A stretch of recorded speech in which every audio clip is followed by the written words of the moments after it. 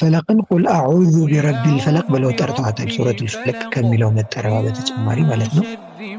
ጥሩ። ሱረቱል ፈለቅ የት ነው የወረደችው የሚለውን ነገር ስንመለከት ሱረቱል ናስ የወረዱት መዲና ነው። ትክክለኛው ቀውል እሱ ነው። ከፊሎች መካ ነው ብለው ነበረ። እነ ኢብኑ አሹርን የመሰሉ ዑለማዎች መካ ነው የወረደችው ይመርጣሉ። ሌሎች ደግሞ መዲና ነው የወረደችው። የወረደችበት ሰበብ የሚያመላክተው መዲና መውረዷን ነው።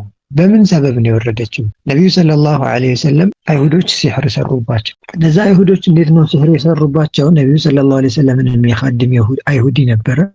ያንን ይሁዲ ሲወተውቱት እንደምንም በሱ አማካኝነት የነቢዩን ሰለላሁ ዐለይሂ ወሰለም ማበጠሪያ ያገኛሉ። ከዛ ከነቢዩ ሰለላሁ ዐለይሂ ወሰለም ማበጠሪያ ላይ ጸጉራቸውን ወስደው እንደዚሁም ከማበጠሪያው ላይ የተወሰኑ ጥርሶችን ወስደው ሲሕር እንደሰሩባቸው ኪታቦች ላይ ሰፍሯል። ታዲያ በዋናነት ይህንን የሲሕር ተግባር ሲያስተናብር የነበረው ለቢድ ኢብኑል አዕሰም ይባላል። ከዛ አላህ ሱብሓነሁ ወተዓላ ለነቢዩ ሰለላሁ ዐለይሂ ወሰለም ሱረቱል ፈለቅን አወረደላቸው።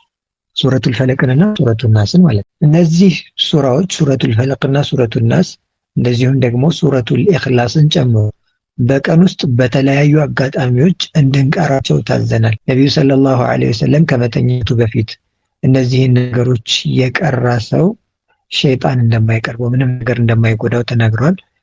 ከዛ በኋላ ደግሞ ቀርቶ ትፍትፍ ብሎ ፊቱንና ሰውነቱን ያበሰ ማለት ነው። ከቁል ወላሁ አሐድም ጋር ማለት እነዚህ ነገሮች የሚቀሩት ምን ነው የሚያመላክተው? ቦታ የሚሰጣቸው ሱራዎች መሆናቸውን ያመለክታል። አላህ ሱብሓነሁ ወተዓላ አንድን ነገር እንድንደጋግም ከፈለገ ያ ነገር በህይወት ውስጥ በጣም አስፈላጊ ነገር ነው ማለት ነው። ለምሳሌ ሱረቱል 5 ጊዜ በየሰላቱ በየረካዓው እንድንደጋግመው ሲፈልግ ሱረቱል ፋቲሃ ማዕናዋ እንዲዋሃደን ይፈልጋል። እነዚህ ሱራዎች ላይ ያሉትን ማዕናዎች ለኛ አስፈላጊ ናቸውና በደጋገምነው ቁጥር ከኛ ጋር ስለሚዋሃዱ አላህ እንድንደጋግማቸው አዘዘን። ታዲያ ቁል ወላሁ አሐድ ከነዚህ ሱራዎች ጋር አብሮ ተይዞ መምጣታቸው ምንድነው ሂክማው የሚለውን ዑለማ ሲያስቀምጡ ቁል ወላሁ አሐድ ማለት ስለ አላህ ሱብሓነሁ ወተዓላ ነው የምታወራው። ስለ አላህ ሱብሓነሁ ወተዓላ ኃያልነት ነው የምታወራው። አላህ አንድ ነው። በማስተናበሩም በማስተዳደሩም በሁሉም ነገር አንድ የሆነ ጌታ ነው። ከዛም የሁሉ መጠጊያ የሆነ ጌታ ነው። ሰመድ ነው። አልወለደም፣ አልተወለደም፣ እሱን የሚመስል ቢጤ የለውም የሚለው ነገር የተውሂድ ማዕና ልብ ውስጥ ያደለበት የሆነ ሰው አላህን ሱብሓነሁ ወተዓላ ጠብቀኝ ለማለት በደስታ ነው የሚያደርገው። ያንን ነገር ቀልብ ውስጥ ተውሂድ ያለ የሆነ ሰው ቁል አዑዙ ቢረቢን ናስ ቁል አዑዙ ቢረቢል ፈለቅ ለማለት አይቸገርም። ጌታ የጠብቀኝ ለማለት አለካ ይሄ አካል ብቸኛ የሆነ አካል ነው። የሁሉም የሆነ አካል ነው። የተውሂዱ ማዕና ልብ ውስጥ በተደላደለው መጠን ነው አላህ ሱብሓነሁ ወተዓላ የሚጠብቅ። ብቻውን መነብነቡ ዋጋ የለው። ቁል አዑዙ ቢረቢል ፈለቅ ቁል በሌላቸዋል አላህ መልእክተኛ። ይሄ ነገር ምንን ያመላክተናል? ቅድም እንዳልኳችሁ አንድ መደጋገም ያለበት ደጋግመን እንድንቀራው መታዘዛችን የሚናገረው ነገር አለ። ከዛ ባሻገር ደግሞ ቁል የሚለው ነገር ከፊት ለፊት መምጣቱ ይሄ ነገር ብዙዎች መስማት ያለባቸው ለሰዎች መሰራጨት ያለበት መባል ያለበት ነገር ነው። እንድንለው አላህ የሚፈልግ የሆነ ነገር ነው ለሰዎች የሚለውን ነገር ያመላክተናል። ቁል አዑዙ ቢረቢል ፈለቅ ስንል ማለት ነው።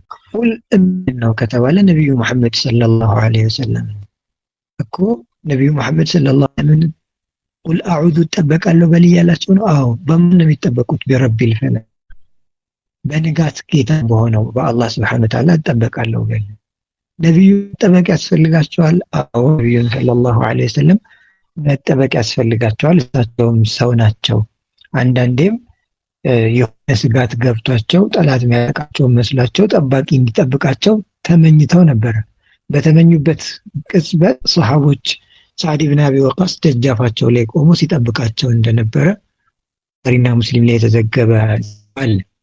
ከዛ ግን ነብዩ ሰለላሁ ዐለይሂ ወሰለም ምን ወረደላቸው? ያ አዩሃ ረሱሉ በልግ ማ ኡንዚለ ኢለይከ ሚን ረቢከ ወኢን ለም ተፍዐል ፈማ በለግተ ሪሳለተ። አንተ ያ ሙሐመድ ወደ የተወረደ የሆነውን ነገር ካላደረስክ ያንን ካላደረግክ አላደረስክም ማለት ነው። ወላሁ ያዕሲሙከ ሚነናስ አላቸው። አላህ ከሰዎች ይጠብቅሃል ሲላቸው አዎ እንግዲህ ከሰዎች ይጠብቀኛል ለካ አሉና ጠባቂዎቻቸውን ከዚህ በኋላ ማንም እንዲጠብቀኝ አልፈልግም ሂዱ ብለዋቸዋል። ነቢዩ ፍላጎት ነበራቸው ሰዎች እንዲጠብቋቸው።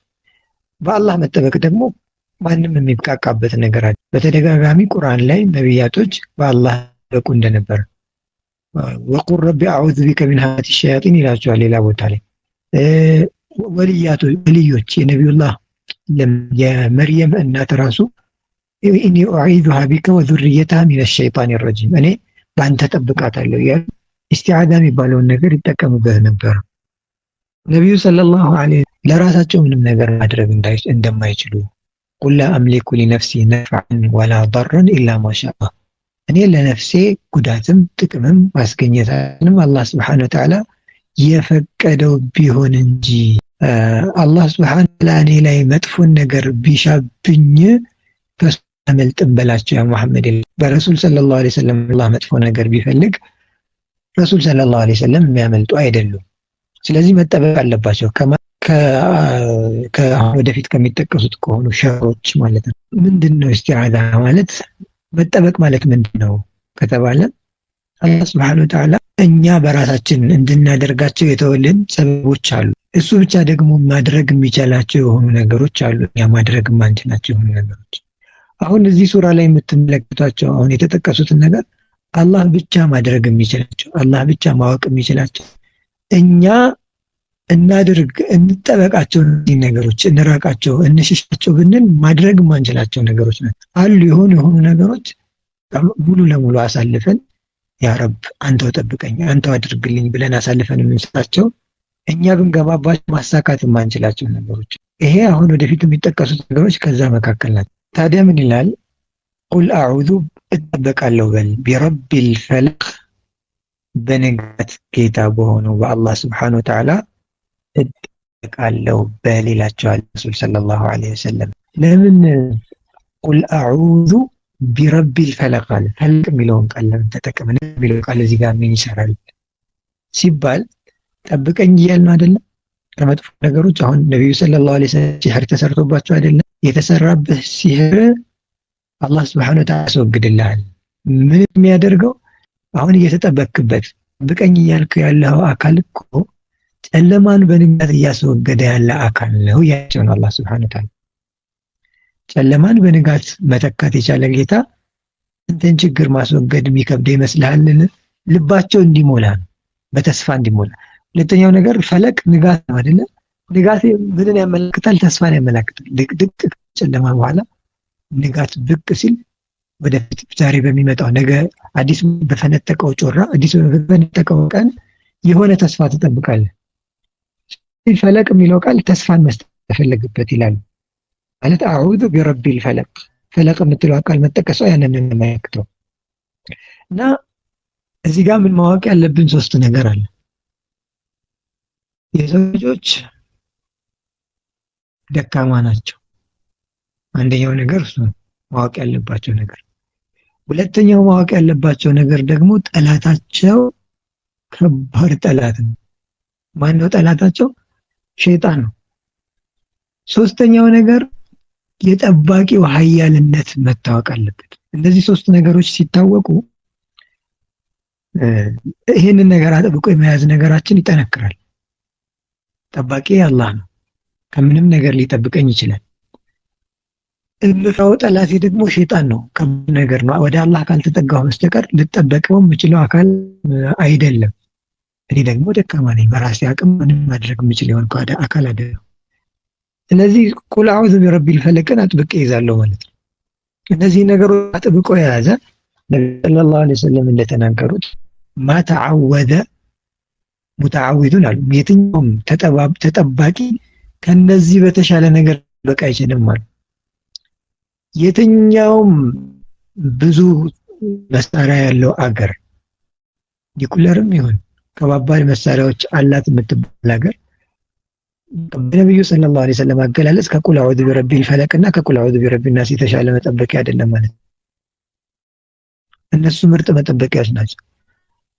ግን ደግሞ አላህ Subhanahu Wa Ta'ala ላይ ያለን ኢማን፣ አላህ Subhanahu Wa Ta'ala ላይ ያለን የቂን፣ እሱ ምን ያክል ጠባቂ እንደሆነ እምነት በጨመረ ቁጥር ይጠብቀናል። ከአላህ ውጭ ያሉ አካላቶች መጠበቅ በሚችሉት ነገሮች ጠብቁ፣ ችግር ላይኖር ይችላል በህይወት ላሉ ሰዎች። የሞቱ ሰዎች ግን እነሱም ከኛ ይፈልጋሉ። አንድ ዱዓ ስናደርግላቸው በጣም ነው የሚደሰቱት። አንድ ሰደቃ ስንሰጥላቸው ነው የሚደሰቱት። አላህ ብቻ ነው ጠባቂ። ስለዚህ ፈለቅ የሚለው አንደኛው ነገር ምን ያመለክተናል? ተስፋን ያመለክተናል።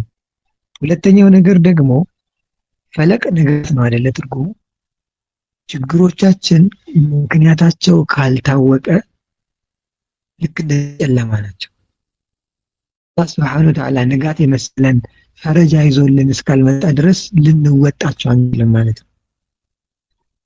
አሁን ወደፊት የሚጠቀሰው ሲሕር የሚባለው ነገር የሰው ልጅ ትክክለኛ ኤግዛክት ምክንያቱ ምን ሊሆን እንደሚችል አያውቅም። ልክ እንደ ጨለማ ሚስትሪ ነው፣ በቃ ሚስጥር ነው፣ የሚታወቅ ነገር የለውም። ስለዚህ አላህ ሱብሓነሁ ወተዓላ ልክ ንጋት ፈንጣቂ ሰንጣቂ የሆነ ነገር ይዞ ያመጣና ያንን ችግርን ያስወግድልሃል ማለት ነው። ሁለተኛው ነገር ንጋት የሚለውን ቃል የተጠቀመው ጨለማን ሲያስወግድ ቀስ በቀስ ነው የሚያስወግደው። ጨለማ ነበረ፣ ከዛ በአንድ ቀን ሆነት ቀስ እያለ ጨለማው እየተገፈፈ ነው እና ረሱልን ሰለላሁ ዐለይሂ ወሰለም ይሁን ይህንን ቁርአን ችግሬን ልቅረፍበት ብሎ የሚቀራ ማንኛውንም ሰው ተስፋ ይሰጣል። ምን አይነት ተስፋ?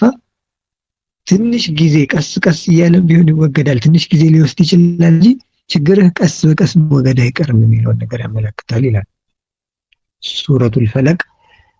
ቁል አዑዙ ቢረቢል ፈለቅ። እሺ ጥሩ። ሚን ሸሪ ማ ኸለቅ ይላል። ሚን ሸሪ ማ ኸለቅ አላህ ሱብሓነሁ ወተዓላ ከፈጠራቸው ክፋት በአላህ እንጠበቃለን፣ በአንተ እንጠበቃለን። አላህ ክፉ ነገሮችን ፈጥሯል።